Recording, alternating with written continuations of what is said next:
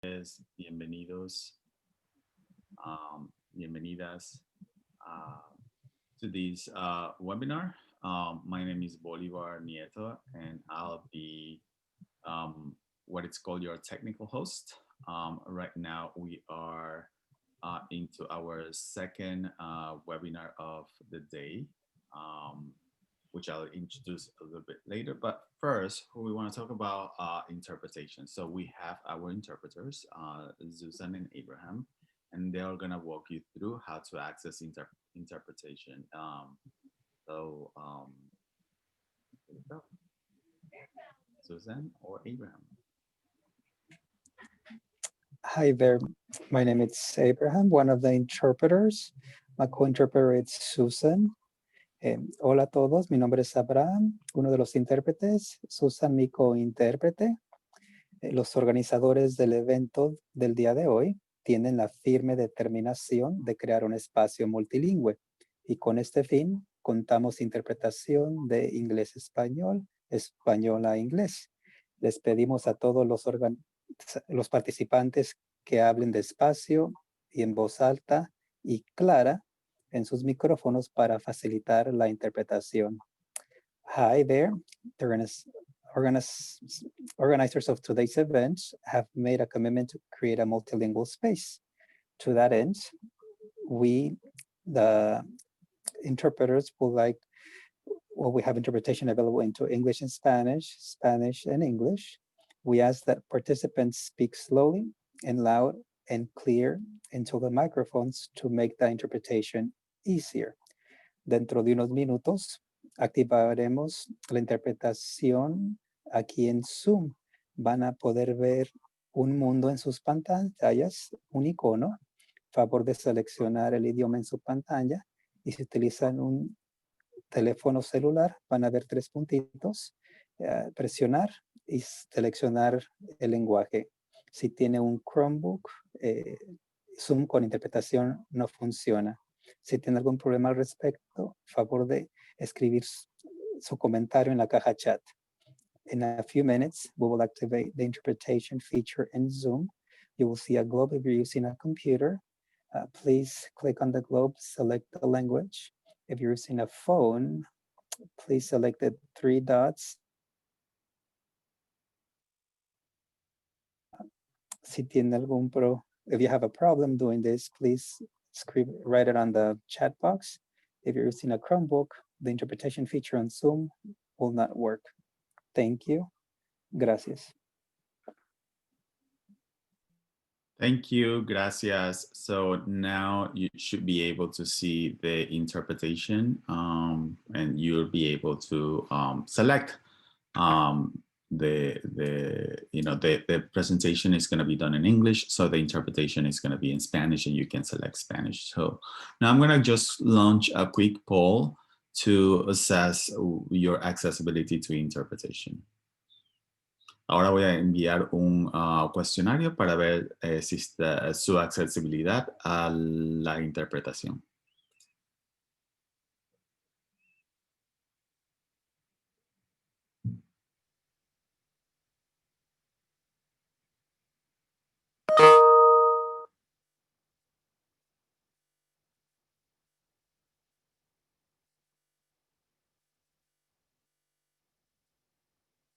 Okay. We are on our way. So now, without further ado, I leave you with our moderator, Gabriela, and then also our presenter for today.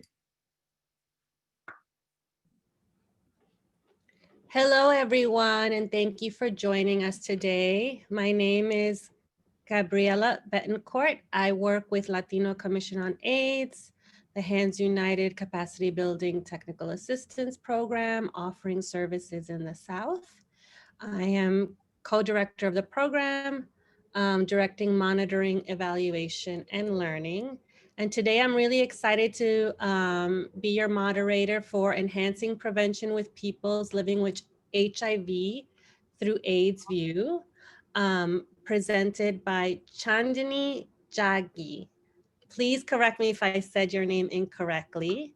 I'm going to turn it over to her to introduce herself and give us a little bit of her background, and we can get started.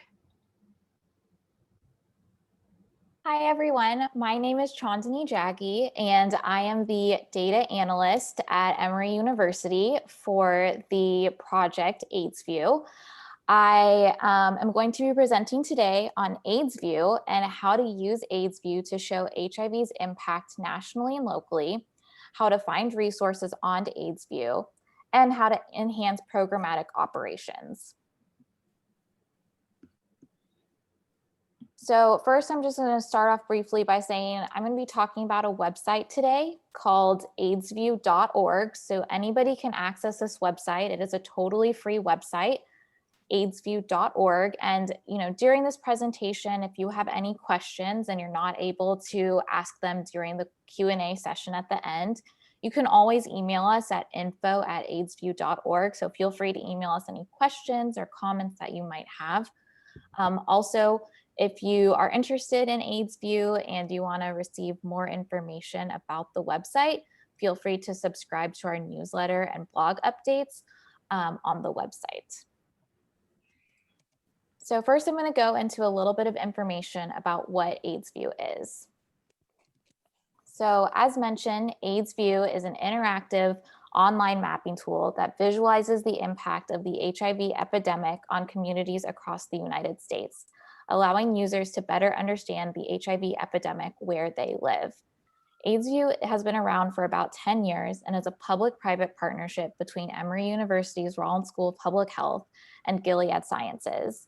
We work with experts and key stakeholders in the field, and we are supported by 3 groups: our advisory council, our technical advisory group, and our prevention and treatment advisory committee. The mission of AIDSVU is to make data widely available, easily accessible, and locally relevant to help inform public health decision-making. We do this through providing policymakers, advocates, health department researchers, community workers, experts, and anybody looking to work in the HIV field with a valuable health tool to help educate the public and other stakeholders, to help them advocate for critical issues and mobilize political commitment, to help them strategically allocate resources and help with program planning, and to help monitor progress and trends in HIV. We display the latest publicly available data at the city level, at the county level, and at the state level to help visualize disparities in HIV infection and mortality. We do this across geographies, and we also do this across different demographic groups. This past July, AIDSVU released its 10th annual updated maps using the latest available data from the Centers for Disease Control and Prevention at the county and the state level. So as of July, we now present 2018 HIV prevalence and new diagnoses data, as well as mortality data, HIV testing information, PrEP use data, and data on the HIV care continuum, which includes late diagnoses, linkage to care, receipt of care, and viral suppression. And these data are, again, across geographies and also across different demographic groups with age, demographics, sex, and race. We also released this year updated zip code level maps for almost 50 cities across the United States, all the way from the Northeast to the South, Midwest, West Coast, everywhere in between. And we also added HIV care continuum data for the first time to our website for more than 35 of those cities to help illustrate the HIV epidemic's impact on cities and neighborhoods at a finer geographic level. And this can really help when you're trying to do targeted and effective policy and program interventions. At the end of the day, what we're really trying to do is just help people understand HIV where they live. And this is a tool and resource that we hope can help you do this. Next, I'm going to talk a little bit about our maps. This is the bread and butter of our website. This is what we work hard on presenting to help people and to help you all understand HIV. So on the website, we have maps available at the state level, at the county level, and at the city level. So here you can see our HIV prevalence rates, so rates of persons living with HIV in 2018 for Texas. This is showing the state level, then the county level, and then it's showing zip code level for just Houston. And you can really see the impact of really looking at the finer geographic levels just here alone. So if you looked at Texas, you would see that darker red color. So the darker red color means higher HIV prevalence, and that lighter yellow color means lower HIV prevalence. And so you look at Texas and you think, wow, HIV is really high in Texas. That's a really dark color. But then when you go down to the county level, you can see how it's not homogeneous across the state. And there are areas of Texas where HIV is having a higher impact and there's more HIV burden.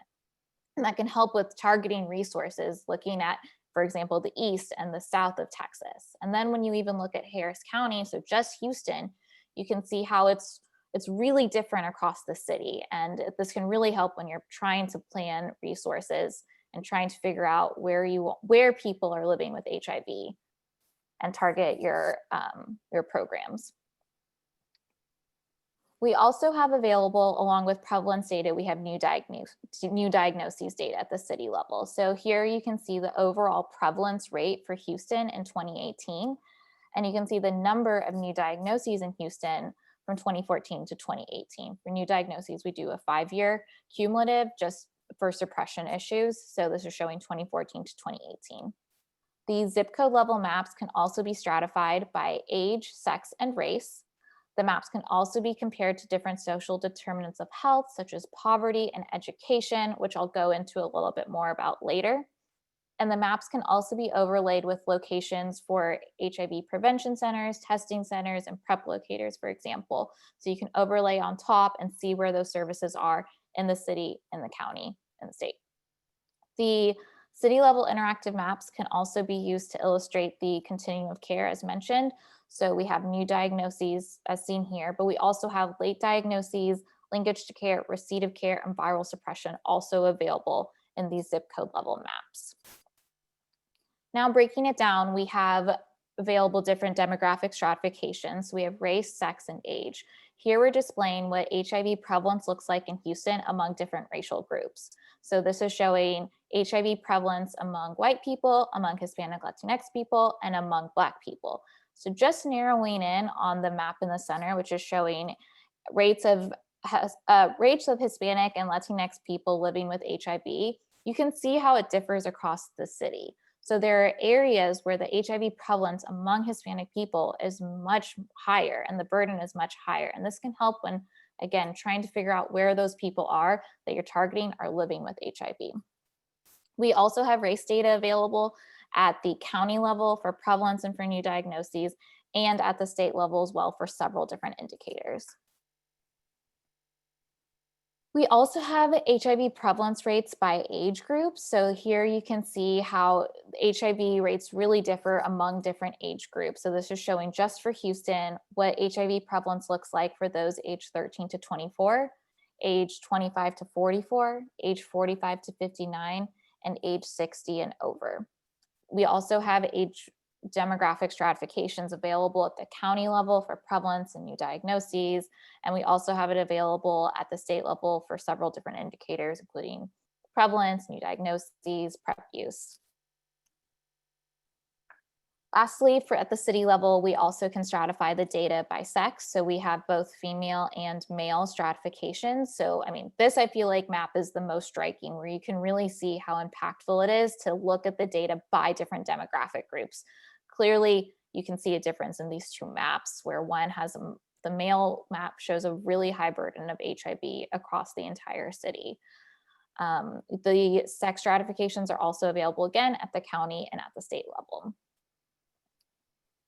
As mentioned, we have HIV continuum of care data as well. So we have 4 new ones that we added this year: late diagnoses, linkage to care, receipt of care, and viral suppression.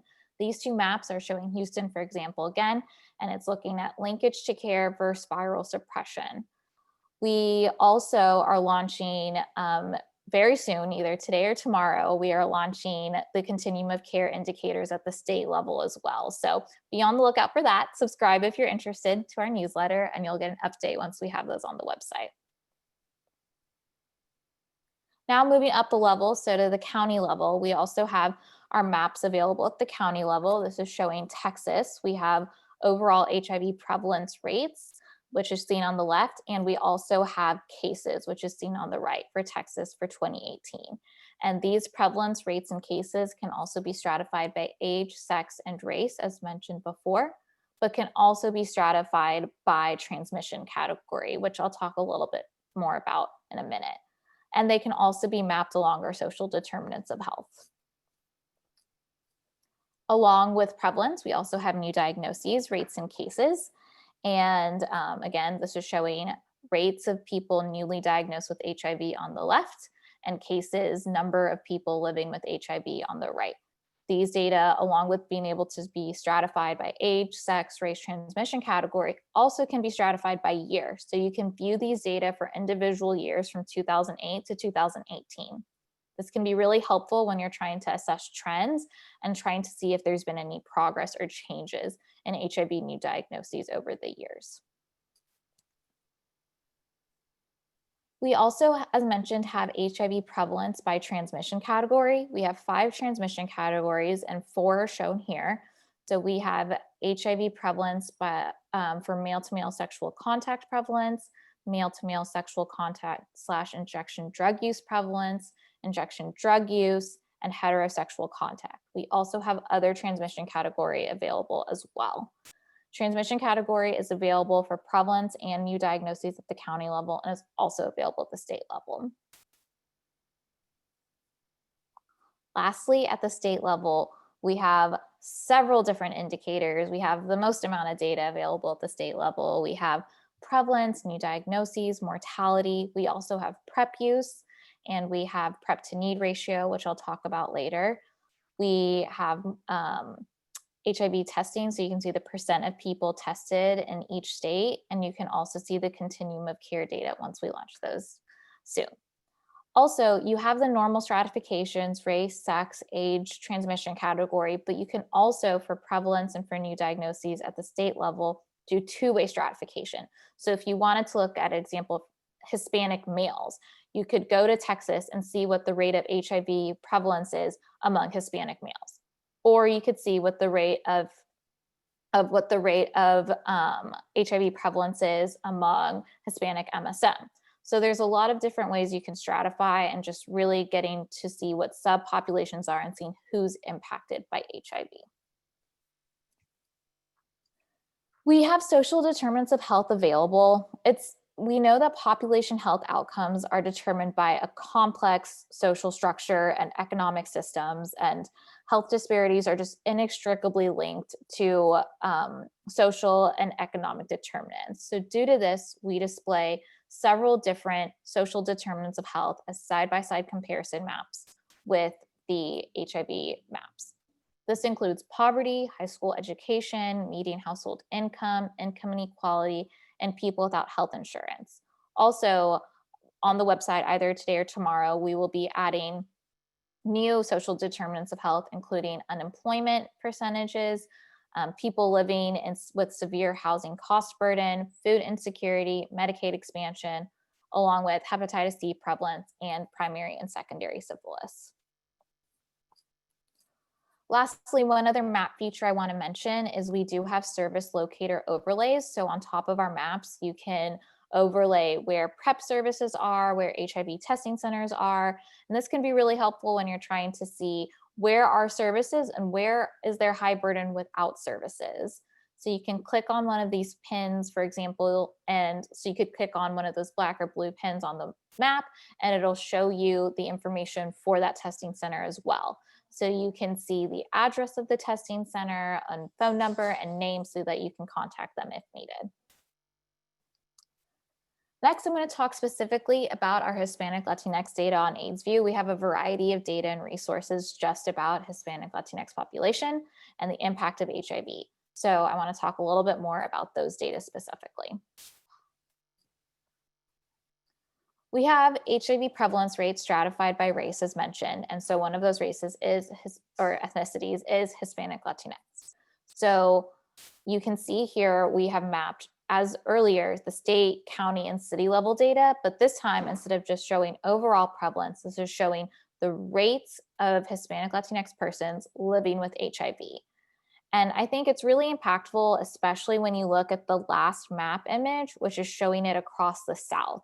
And you can really see what areas Hispanic Latinx people are living with higher burden of HIV. And you can see that, for example, in the southeast of Texas. You can see that strongly in Florida, and also on the coasts of South Carolina and North Carolina, which I thought particularly was interesting, that there is a higher burden of HIV among Hispanic people in that area. We also have the continuum of care data at the city levels that you can stratify by Hispanic population. So if you're looking at a specific city, for example, if you wanted to look at Houston and see how are Hispanic people doing with HIV across the care continuum, you can see how many Hispanic Latinx persons are being diagnosed late with HIV, how many are receiving care, how many are being virally suppressed, which is really important when you're looking at HIV outcomes. It's really important to see how people are doing along the whole care continuum. We also have, as mentioned, the transmission categories available, and these can be stratified with race. So this is showing 3 different maps of Texas, and it's showing how the percent of Hispanic Latinx people who have HIV attributed to 3 different transmission categories. So HIV attributed to injection drug use, HIV attributed to male-to-male sexual contact, and then HIV attributed to heterosexual contact. So you can see how that changes depending on the transmission category among Hispanic Latinx population. We also recognize awareness days here at AIDSVU, and one of the awareness days that we recognize every year, year in, year out, is National Latinx AIDS Awareness Day. So for the Awareness Day, every year we release 4 to 5 new infographics highlighting key stats and key data points regarding HIV among the Latinx community. We also release Q&A blogs regarding with experts in the field. So recently we've done ones with Guillermo Chacon, Luis Mares, and Judith Montenegro about different issues impacting Latinx community specifically regarding HIV. And I should also mention real quick that these infographics are available in both English and in Spanish. So we release them in both languages, and you can download either one and you can pop them into presentations, share on social, just gather data for yourself, available for anybody to use. So this year we released a set for National Latinx AIDS Awareness Day, a set of infographics. These were released, I think, in October with the Awareness Day. And we found some really key interesting facts about HIV among the Hispanic community. So for example, we found that in 2018, Hispanic people represented 18% of the United States population, but 27% of those newly diagnosed with HIV. So it's really showing how there is a higher burden, a disproportionate burden of HIV among Hispanic people in the US. We also found that 47% of Hispanic individuals reported having ever been tested for HIV. The CDC recommends that almost everybody gets tested for HIV once in your lifetime, all adults. And so about 47% reported having ever been tested. We also saw that despite these efforts to expand HIV testing, Hispanic Latinx people had the highest percent of people diagnosed late with HIV. So about 22% of Hispanic people who were diagnosed with HIV were diagnosed with stage 3 HIV or AIDS 3 months within their initial diagnoses. And this is really important because being diagnosed late with HIV, being diagnosed with AIDS, puts people at risk for worse health outcomes. So it's really important that if you're going to be diagnosed with HIV, we get those people diagnosed as early as possible. We also found that Hispanic individuals reported a lower viral suppression rate. About 64% of Hispanic people were virally suppressed compared to white individuals, where 71% of white people were virally suppressed. Viral suppression is also really important because not being virally suppressed negatively impacts health outcomes and quality of life. And it also increases your risk of transmitting HIV to sexual partners. So it's really important for us to increase the rate of viral suppression. One other really interesting thing that we found was that from 2008 to 2018, HIV among Hispanic people really differed between women and men. And they really experienced HIV and the HIV epidemic differently. So Hispanic or Latina women experienced a decrease in new HIV diagnoses by 35% from 2008 to 2018. So over that 11-year period, we saw a 35% decrease from about almost 2,000 new diagnoses in 2008 to about 1,200 new diagnoses in 2018, which is great. But at the same time, there was an increase among Hispanic Latino men. So during that same period, during that same 11-year period, we saw an increase in new diagnoses. So it went from about 8,800 new diagnoses in 2008 to almost 9,000 new diagnoses in 2018, showing that there is room for improvement and that there are populations that really need attention and resources to help combat the HIV epidemic. We specifically wanted to look more at the Hispanic male population once we saw that there was this increase among them while there was that decrease among the Latino women. And so we looked specifically and saw that gay and bisexual men accounted for 75% of new diagnoses among Hispanic Latinx people. So they carried a large percentage of the burden of the HIV burden among Hispanic people. And we also saw then when you broke that down by age group, that almost every age group saw an increase. So among Hispanic, gay, and bisexual men, we saw an increase, a 37% increase among those aged 25 to 34, which is a huge increase. The only age group that saw a decrease was the 35 to 44-year-olds. So the 13 to 24-year-olds, Hispanic, gay, and bisexual men saw an increase in HIV over that 11-year period. Same with the 25 to 34-year-olds, same with the 45 to 54-year-olds, showing that these subpopulations are being really impacted by HIV. Next, I'm going to talk a little bit and switch gears a little and talk about our PrEP resources on our website. So we added information about PrEP to our website. And I'm going to talk a little bit about those data specifically as they come from a different source and they're a little different than our normal HIV surveillance data. So for a quick background, PrEP is a medication that people take that lowers their chance of getting infected with HIV. So the CDC estimates that about 1.1 million people are at high risk for HIV exposure and could benefit from comprehensive HIV prevention strategies that include PrEP. So we've seen that the number of PrEP users from 2012 to 2018 has increased rapidly. It's increased almost 1,700%, which is great. And we've also seen that from 2017 to 2018, there's been about a 39% increase in HIV uptake, continuing the trend of consistent PrEP growth. However, we are still seeing a lot of disparities among PrEP use, and our data are available to be stratified by sex, by age, and by geography. And looking at those data, you can really see that it's not equal across the United States, and there are areas where it could benefit from more PrEP resources and targeted interventions, which I'll talk a little bit more about. So the PrEP data on AIDSVU specifically. So in 2018, AIDSVU launched our state level data. These are the first ever interactive state level maps visualizing PrEP use. And then this year, this past April, we also added county level data.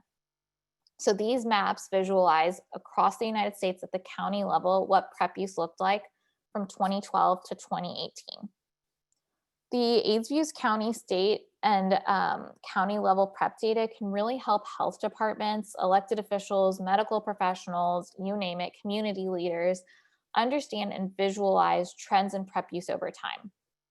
And this can help with developing programs and policies to increase PrEP awareness and to access where it is needed most.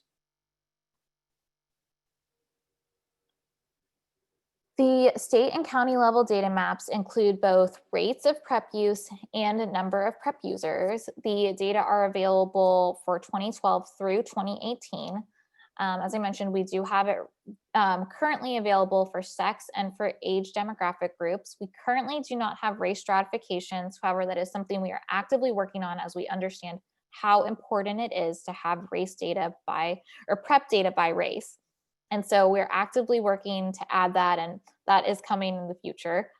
And then we also have available the social determinants of health to view alongside PrEP use.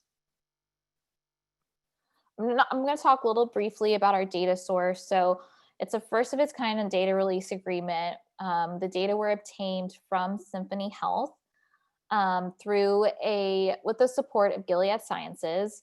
And the data are a reliable and consistent estimate of the number of PrEP users at the county and state level in the US by year. We know that the actual number is likely higher, as the data set do not include all prescriptions for PrEP. For example, the data set doesn't include closed healthcare systems. So while this is an underestimate, it is a reliable and consistent estimate for people to use when looking at PrEP in their state and in their county. So some key findings that we found. So as mentioned, we have seen at a high level a rapid and dramatic increase in PrEP uptake from 2012 to 2018. We've seen the numbers grow incredibly high, and we've seen the number of PrEP users increase 39% alone from 2017 to 2018. I think these maps in themselves really show that change in the rate of PrEP use. As you can see, that darker green color is more PrEP use, which is what you would want. You want the map to show that darker green.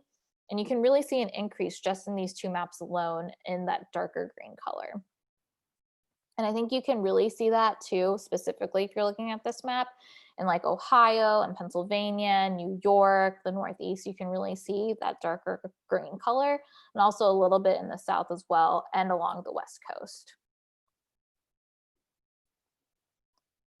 One other map that we have on the website that I want to talk a little bit about is our PrEP to need ratio map. So PrEP to need ratio, or as we refer to it, PNR, is the ratio or the number of PrEP users in 2018 compared to the number of people newly diagnosed with HIV in 2017.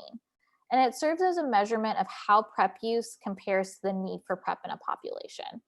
And it's just a helpful way of assessing if PrEP is really meeting the need. So a higher PrEP to need ratio is great. So for example, if the PrEP to need ratio is 3.5, that would mean there were 3.5 PrEP users for every one person newly diagnosed with HIV. So I'll talk a little bit more about our findings. So as I mentioned, we have seen that men were 3.5 times higher than women to be using PrEP, which really shows an inequality in PrEP use. So, and we saw this also in PNR specifically. So we saw that men had a higher PNR than women. We also saw that the rate of PrEP use in PNR was lowest among those age 25 and younger, and also among those age 54 and older. And then when you look at the data by region, you can also see that the Northeast had the highest rate of PrEP use and the highest PNR in 2018. And in that same year, we saw that the South had the lowest PNR, despite it having a similar rate of PrEP use to the Midwest. So while the rate of PrEP use in the South was the same as the Midwest, 56 versus 57, the PNR was much lower in the South, showing that PrEP is not, while there is PrEP use, it is not meeting the need in the South. Just want to highlight also, so we looked at it at the county level, and some counties that had the highest rates of PrEP use, for example, were cities that make sense in my mind. So San Francisco, New York City, Boston, Seattle, they all showed high uses of PrEP, high PrEP uptake in their counties.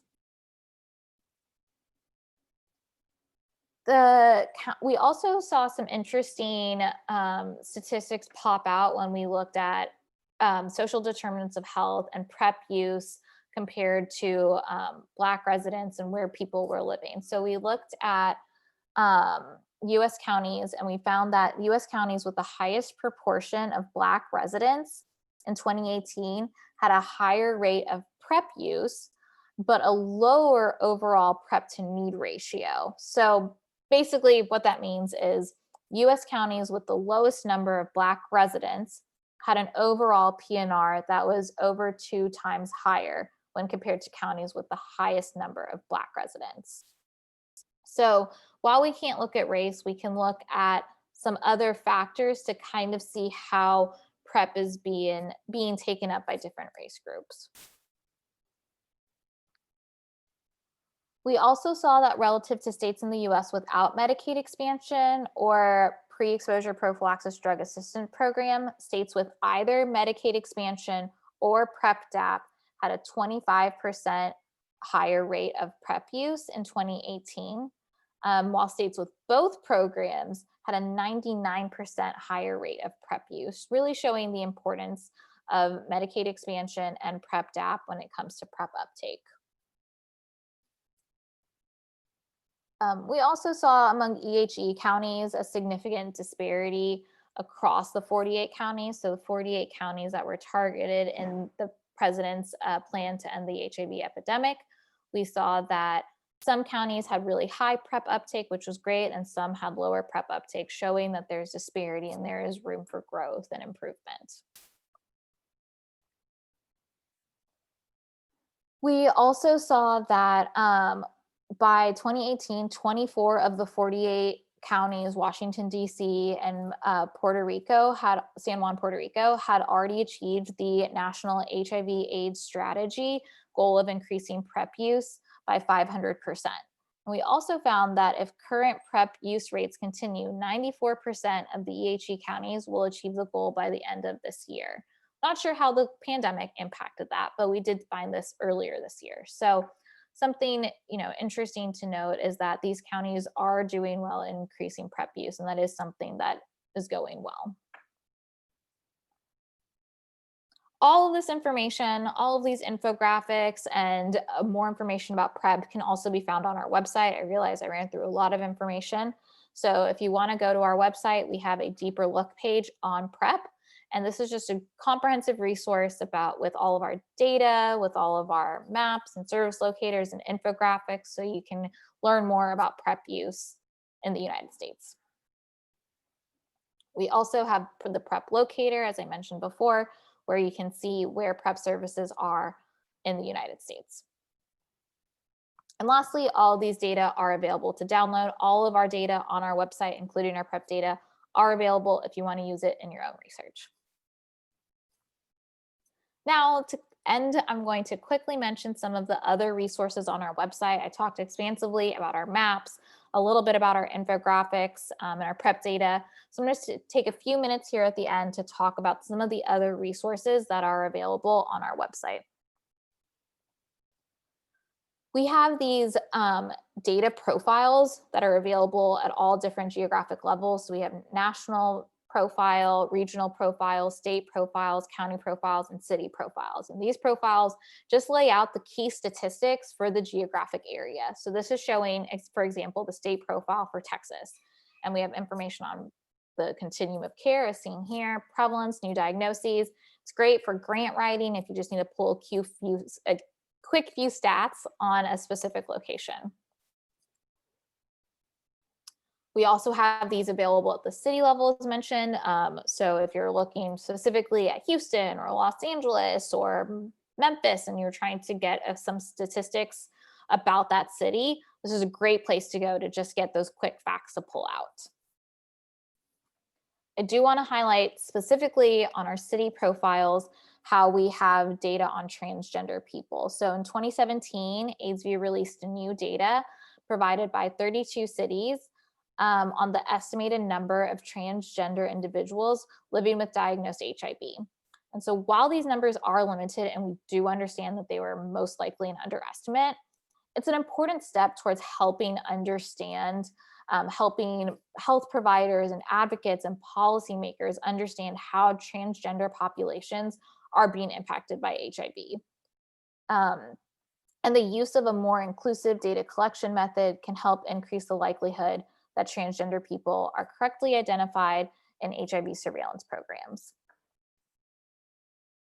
We also have service locators as mentioned, so we can overlay them on top of our maps. But if you're just trying to find a specific center, a specific testing center, specific prep center, you can also view that on a separate tab that says service locators, and you can type in your address, you can type in your zip code, your city, and it'll pop up where all the services are near you. So this is showing, for example, in Houston, where all of the testing sites are.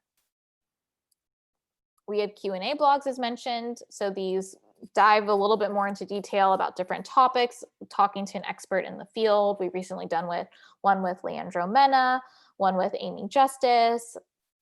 And these are, we usually release these around an awareness day or key launch, data launch. We also have awareness days as mentioned before. We do National Latinx AIDS Awareness Day and about maybe 10 other throughout the year where we release new infographics highlighting key statistics. We also have a deeper look pages. I mentioned before the PrEP deeper look page, and we also have ones on HIV testing, ending the HIV epidemic, PrEP as mentioned, HIV in the South, health disparities, launching soon, and we also have one on viral suppression. Lastly, want to mention our downloadable data sets. As mentioned, all of our data are available to download, so you can go onto our website if you want to do your own research, your own analyses. We highly encourage it, and we highly encourage you to go onto the website and you can see you can see the data and you can download the data that you want to use in your for your own research. And it's organized by year and by geography. Lastly, if you want to partner with us, reach out. We'd love to talk to you. We'd love to hear your thoughts. If you want to, want us to feature your research, feel free to reach out. We love to do blogs and, feature key voices in the field. If you've used AIDSVU before, let us know. We'd love to know how you've used AIDSVU. And also, if you need something printed, if you want some maps to hand out in the community, feel free to let us know and we can email you some or work with you to get you some mailed through the mail. So just let us out and let us know and we are happy to work with you. And again, that is info@aidsvu.org. Thank you so much. That is all I have for you today. Thank you so much, Chandini. This was excellent, so informative and so comprehensive. And I really appreciate that you offered us kind of Texas as a case study. So we have a few questions that have come in and I'm just gonna go in order. And again, for those of you that are joining us, if you have any questions or need some clarification on something, feel free to use either the Q&A or even in the chat function. So Chandini, are you ready for the first question? I'm ready. Let's hear it. Okay, excellent. So Sean Torres Anderson, my colleague, hi Sean, he asks, can you say more about economic determinants? I've heard of examples of social and physical determinants, but this is my first time hearing of economic determinants. Yeah, so we are trying to add some more information. We realize that, how people are doing economically impacts their healthcare. And that is something, if you have health insurance, for example, that impacts your healthcare. So we've added some social determinants of health, such as people living with, or people who have health insurance, for example. And we've also are adding this year, in the next couple of days, severe housing cost burden, because we realize that how you're doing financially impacts your health. And so looking at some of those social determinants of health can help you kind of understand how people are doing. Yes, absolutely. And I think that that's really important and really rich to have that to be able to use along with your prevalence data and your new diagnoses data to inform programming. I know that Adrian Juarez, hi Adrian, just shared that it's really helpful to have this social determinant of health info along with PrEP uptake. Good. Yeah, we understand that social determinants of health are just so important, especially now, with the COVID epidemic, we're seeing just how important the social determinants are, which is why we are working today or tomorrow to add, I think, 5 new ones, because we realize just how important those are when looking at the epidemic. Yes, absolutely. And so just to really be clear, this is something that a few of our attendees and myself. So all of this data that you were saying is downloadable. It's downloadable, publicly available at no Yes. cost on the AIDSVU website. Correct. So everything that I've presented, everything on the website, you don't need to create a username or password. You don't have to pay for anything. It's all just free public access, all of the data, infographics, everything. Excellent, thank you. And just so that everyone that's joined us and can see in the chat under Alicia Willard, thank you, Alicia. She actually, or they actually put in the URL. Okay, our next question comes from Daniela Simba. Hola, Daniela. And she kind of posed it as a suggestion. Are there any efforts to have all data to reflect all sexual orientations and all gender identities moving forward? Yes. I think that male to female comparisons are becoming obsolete. As we are learning, we are very diverse in all aspects. Excellent point, I think. So Chandani, I'd love to hear your thoughts on that. Yes, it is so important and so critical to add. We recognize and appreciate how things are evolving and how it's not just male and female, and understanding the HIV epidemic among transgender people is very different, and they are impacted by HIV much differently. And we are actively working to try to add transgender data, for example, to the website. We've added it to the city profiles. We know that's not enough. And we're working with different stakeholders to try to figure out how we can highlight more transgender data information. So it is something we are actively working on. It's just unfortunately not collected very well and across the states equally, which makes it challenging.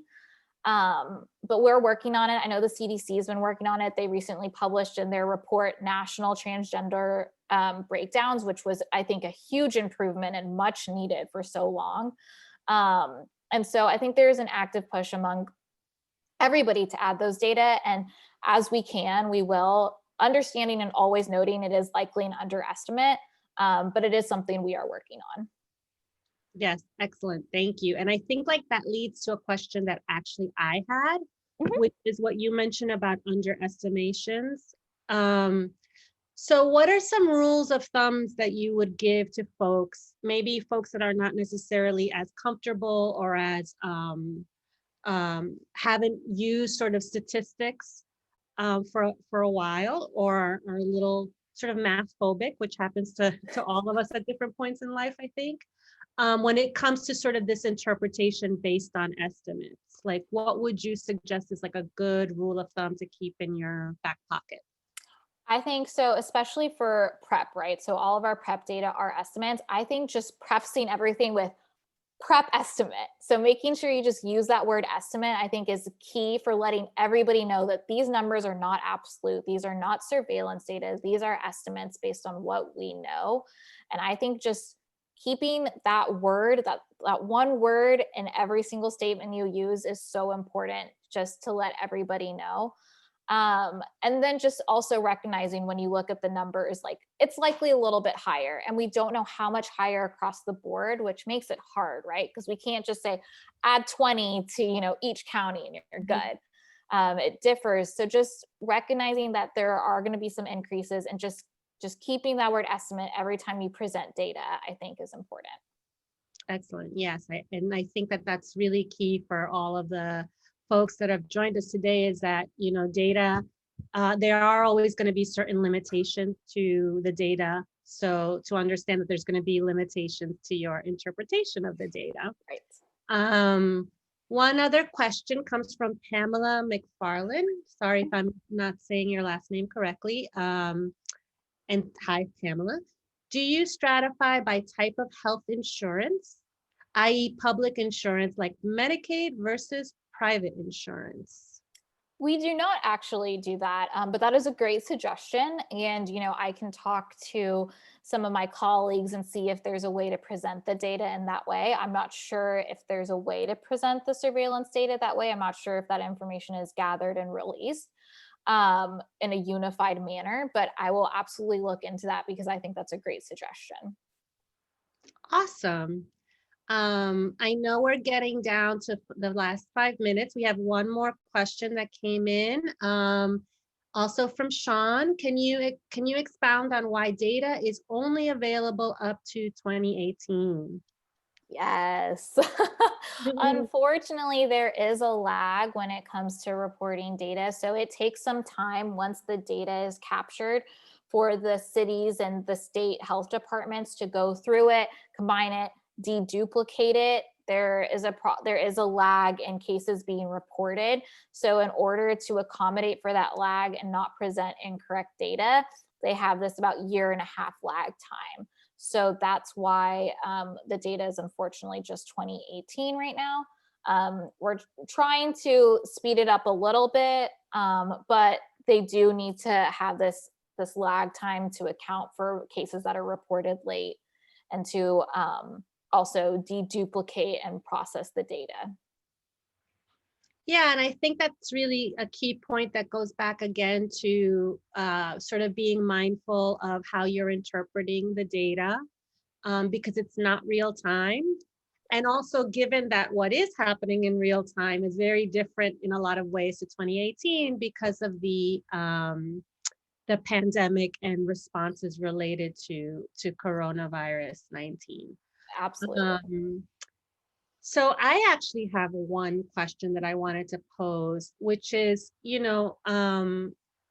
for folks that actually are interested in using AIDSVU as a tool, so whether the data related to new diagnoses, the data related to prevalence, the data related to PrEP, and also that you're sort of adding in different levels, so county, city, maybe state, like what are some things that, again, maybe folks that are not necessarily comfortable with stats, or that's not really their primary focus at work on a day-to-day level, right?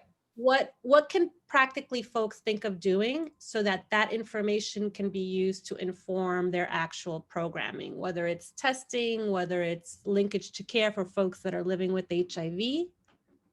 Yeah, so I've heard, there's a few different things, but one thing that I've heard is really useful is just taking those maps. So if you print out a map of the area you're in, right? So if you are, I've used Texas as an example. So if you're in Houston, you could print out the map of Houston and you can go to the community and you can be like, look at your zip code. Your zip code is this dark color. There are a lot of people living with HIV in your zip code. And it can just help convince people and educate people. I think this can be used as a really great education tool. You don't have to understand the statistics, the rates, and how those are calculated to see that this darker color indicates this red color, or this dark green color indicates that there are a lot of people living with HIV compared to, the neighbor's zip code, and how there's an inequality here and how we need to work to improve it so that there is equality and equity across the city. Excellent. And I think that brings up another question, and maybe after that, we can, I want to make sure you have time to sort of give any last thoughts. How can you sort of use those maps? On the one hand, you're saying about, like, let's say with PrEP, with the social determinant of health data, like how can you, in a visual way, maybe use that as an education tool? Yeah, so the way we have them displayed on the website is as side-by-side maps, right? So you can look at the Houston map and you can look at the poverty map, for example, and you could circle those areas that are the highest poverty, so the darker purple, and you could circle the areas on the map that have the highest prevalence of HIV, and you can see where there are those zip codes that are overlapping. And you can also, and then you can see, okay, well then is there a correlation here? Is there a reason why all these counties with high prevalence are all these counties with highest poverty? So that's one way you can kind of visually look at the maps, see which zip codes, for example, or which counties, for example, are high in both areas. And that could kind of help you identify maybe some ways to target. So maybe there's high prevalence and high poverty. Well, maybe we need to tackle the poverty issue to tackle the HIV issue.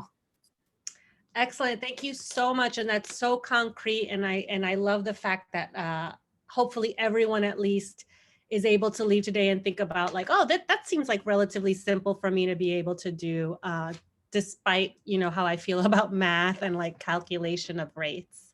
Yes. So everyone, we're at the 1 o'clock Eastern time, which is noon Central, and earlier if you're further west. Any last thoughts or things you'd like to share with us, Chandini? We really appreciate you being here. So any last thoughts?